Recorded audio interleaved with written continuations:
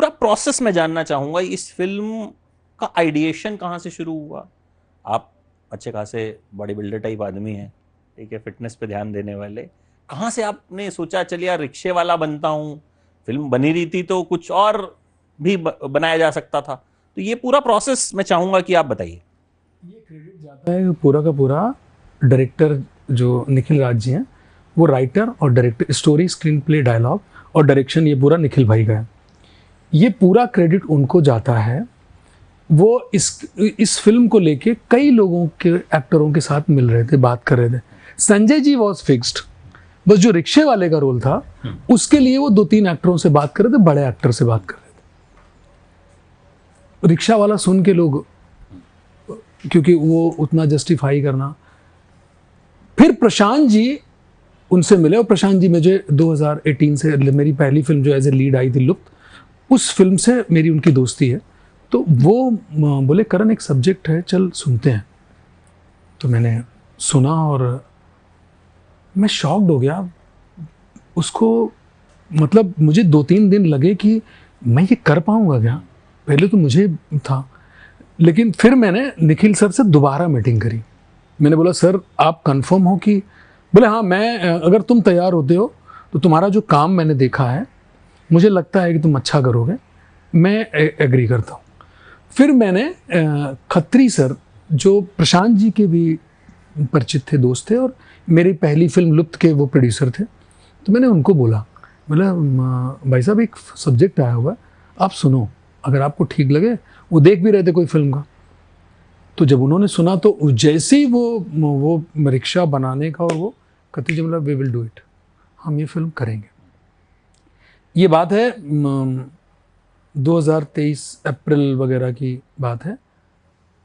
जैसे ही डिसाइड हुआ और डायरेक्टर साइंड हुए और ये सारा कुछ शुरू हुआ, मैंने अपना प्रोसेस स्टार्ट किया। मैंने अपने आप को सब जगह से अलूफ करना शुरू किया, कट करना शुरू किया, कांटेक्ट करना, लोगों को बोल दिया भाई मैं कुछ दिनों नहीं मिल रहा हूँ, मेरे कुछ प्रॉब्लम है, ये बोल के कि उनको बताऊँगा। फिल्म की तैयारी तो फिर लोग अलग तरीके से देते हैं। रिक्शा चलाना जाके मैं फिल्म सिटी रोड पर 3 महीने में मंडे, वेडनेसडे, फ्राइडे सुबह 6 बजे जाता था, रिक्शा चलाता, क्योंकि रिक्शे का बहुत तेज़ स्पीड में और काफ़ी कुछ था जो कई स्टंट काइंड ऑफ है जो कट हो गए बिकॉज ऑफ फिल्म की लेंथ बहुत बड़ी हो गई थी।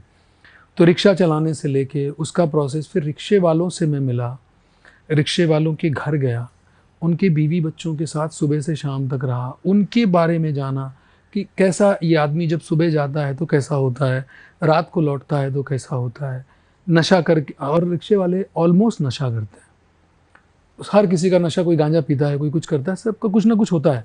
तो उसके बाद इसका बिहेव कैसा होता है, किस तरह से बिहेव। रिक्शे वालों से बैठ के दोस्ती, उनसे बात करी कि कई बड़ी अजीब अजीब चीज़ें, क्योंकि एक बार क्या हुआ कि मैं चला रहा था और फिल्म सिटी की चढ़ाई, वो चढ़ाई है, तो मैं खींच के चढ़ा था। और मैं क्या करता था, मैं जो बच्चे छोटे मिलते तो उनको बिठा लेता था, तो उनको भी मज़ा आता था। बम्बई में रिक्शा, वो सब देख के वैसी भीड़ लगती थी वहाँ पे, वो निरहुआ रिक्शा वाला और क्या क्या चिल्लाते थे उस वक्त। हाँ, तो बच्चे बैठ जाते थे, तो खींच रहा था, तो और ठीक ठाक स्पीड में था, तो एक अचानक सडनली कार आई, तो मुझे ब्रेक मारना पड़ा। तो जब ब्रेक मारना पड़ा तो मेरे मुंह से गाली निकल गई। उस वक्त तो मैंने ध्यान नहीं दिया, जब चला के आया तो आदत है कि एक्टर के तौर पे अपने आप को रिव्यू करना, तो मैं बोला यार वो क्या फील जागा, मैंने गाली दिया उसको।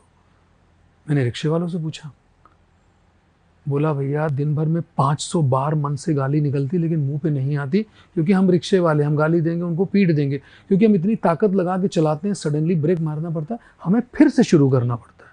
तो इस तरह की बहुत सारी स्ट्रगल उनके बारे में पता लगी। लोग पैसा तय करके नहीं देना, कम देना, उसमें एक सीन भी है जो उस पर भी मैं आऊँगा, बताऊँगा। फिर इस तरह की तैयारी कर रहा, घर के अंदर मैंने वो कपड़े जो थे कैरेक्टर के, वो कपड़े मैंने मंगा लिए थे, मैं ज़मीन में बैठ के खाना। देवेंद्र जी को मैं, ये देवेंद्र जी मेरे साथ 5 सालों से हैं, ये इनसे मैं सुबह खाना बनवा के इनको भेज दिया करता था, और मैं बीड़ी पीना और वो करना, और घर पे अकेले बैठना, ज़मीन पे बैठना, अपने अंदर ही रहना, बाहर निकलना ही नहीं, ताकि आँखों के अंदर वो, क्योंकि ये आदमी 14 साल के बाद लौटा था और 14 साल तक ये हरिद्वार में साधु था। इसकी बैक स्टोरी ये है कि ये जब लड़की पैदा हुई थी, जब घर से भागा था, 3-4 बार ये मेंशन हुआ है फिल्म में। भागा तो लौट के आया था, तो इसीलिए इसको पूरे गांव वाले साधु बोलते थे, बेटी भी साधु बोलती थी। तो वो साधु वाली बात मुझे लानी थी, कहीं पर वो जेन्युइनिटी नज़र आए, वो सच्चाई नज़र आए कि इतना प्योर, इतना सच्चा आदमी है कि ज़िंदगी से हारा है लेकिन समाज के लिए करना चाहता है। तो ये सारी अपने अंदर में अपने इंटरनल तैयारी करता था। फिर जब शूट करने का समय आया तो मैंने प्रोड्यूसर से रिक्वेस्ट की कि मैं शूटिंग के, आप सारे एक्टरों को बुलाओ जो भी डेट है, लेकिन मुझे शूटिंग शुरू करने के 4 दिन पहले मुझे जाना है। तो मैं 4 दिन पहले लखनऊ जाके फिर मैंने उनसे बोला मुझे रिक्शा दिलाओ, जो रिक्शा मैं चलाऊंगा, मुझे उन गलियों में चलाना है जहाँ शूट होने वाला है। और मैं एक दिन 2 घंटा, एक दिन 4-5 घंटा मैं रिक्शा लेके भाग गया। वो जो इन्होंने बाउंसर रखे थे, मेरा जो स्पॉट बॉय था, उसको डॉज करके, और मैंने सवारियाँ ढोई। मैंने 148, वो डब्बे में रखा हुआ है, मैंने 148 रुपये मैंने कमाए। उसमें एक औरत ने किया मेरे साथ, एक आदमी तो ऐसा था कि मैं क्योंकि मुंह में कपड़ा बांधता था, ऐसे रखूंगा तो कोई रिक्शा वाला भी नहीं मानेगा, तो एक गमछा मेरे कैरेक्टर के साथ है तो मैं वो गमछा लपेट लेता था मुंह पे।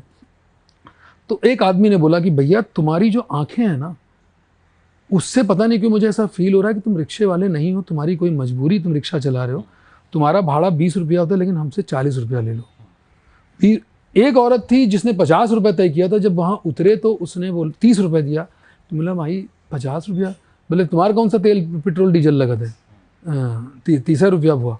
तो मैंने उस शॉट को फिल्म में भी जाके डायरेक्टर को बताया, और वो है जो औरत उतरती तो बोलती है कि मैं तुम्हारा कौन सा डीजल पेट्रोल चल रहा है, गवर्नमेंट भाड़ा फिक्स किएगा, 30 रुपया होता है। हाँ ठीक है 30 रुपये। तो इस तरह के एक्सपीरियंस के साथ मैंने अपने कैरेक्टर की तैयारी की थी, प्लस डायरेक्टर के साथ मैंने बैठ के हर सीन पे, क्योंकि वो डायरेक्टर जो मेरे हैं वो एक्टिंग के टीचर भी हैं, तो उनके साथ मैं करीबन 7-8 दिन बैठा। सुबह पहुंच जाता था 11 बजे, और 1 बजे तक उनके साथ बैठ के हर सीन को उनके साथ डिस्कस करके मैंने मोबाइल पे रिकॉर्ड करके रखा था। तो क्या होता था कि जैसे जिस दिन मुझे पता है कि अब ये सीन होने वाला, तो मैं वो रिकॉर्डिंग रात में सुनता था खूब, उनके हिसाब से, डायरेक्टर के हिसाब से कि डायरेक्टर क्या चाह रहे हैं मेरे से, और सुबह में उस चीज़ को फिर तैयारी करके किस तरह के प्रोसेस से मैं इसमें गुजरा। हाँ, इसका एक ये रहा, चूँकि मैं 9-10 महीने दिए थे, तो फिल्म की शूटिंग ख़त्म होने के बाद भी मैं 1-1.5 महीने परेशान रहा एज एन एक्टर। वो मैं मतलब नॉर्मल रह ही नहीं पा रहा था, मैं किचन रिक्शा वाला ही था, तो मैं रात में उठ के बैठ जाना था और परेशान रहता था। तो मैंने घूमना शुरू किया, मैं नीम करोली बाबा जी के दर्शन करने चला गया, अपने आप को उस तरह से 1.5-2 महीना लगा मुझे उस प्रोसेस से निकलने में। तो ये जर्नी थी। क्या कुछ प्लानिंग है आने वाले टाइम में? सर एक्चुअली अमित भाई, बात तो हुई है 2-3 जगह, और बहुत बड़े लेवल पर बात हुई है, तो उसका लेकिन कंफर्मेशन ऑफिशियली नहीं है मेरे पास, बट उन्होंने नेक्स्ट वीक में बताएंगे, तो उसके बाद ही मैं कुछ कह सकता हूँ कि एक तो ये है कि कुछ फिल्म के प्रोड्यूसर डायरेक्टर्स को बुला के उनको इनवाइट करके ये फिल्म का प्लान हो रहा है। दूसरा मैं एक चीज़ बोल सकता हूँ कि राज्यसभा के लिए भी बातचीत हो रही है कि वहाँ पर भी ये फिल्म दिखाई जाएगी, प्लस यहाँ पर स्टेट में 1-2 बड़े लेवल पे मिनिस्टर्स हैं, उनको दिखाने की बातचीत हुई है, और उन्होंने बोला है कि हम इसे देखना है।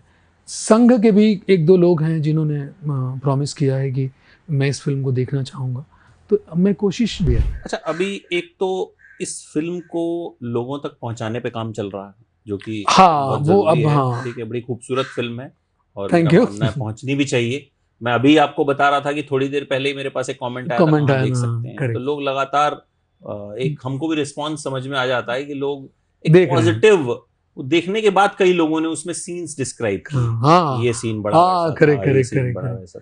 इसके अलावा और किस चीज पे काम चल रहा है जो आप शेयर कर दो फिल्में हैं, डिस्क्लोज कर सकें? 2 फिल्में हैं, और एक अगेन जोन तो यही है, जाइए आप कहाँ जाएंगे का, और शूट भी इसका यूपी के किसी कस्बे में होगा, एग्जैक्टली गांव नहीं होगा, कस्बे में होगा, एक का, और एक लंदन शूट होगी। अच्छा, दोनों हो चुके हैं? नहीं, प्री प्रोडक्शन और वो सारा कुछ चल रहा है, अभी शूट होगा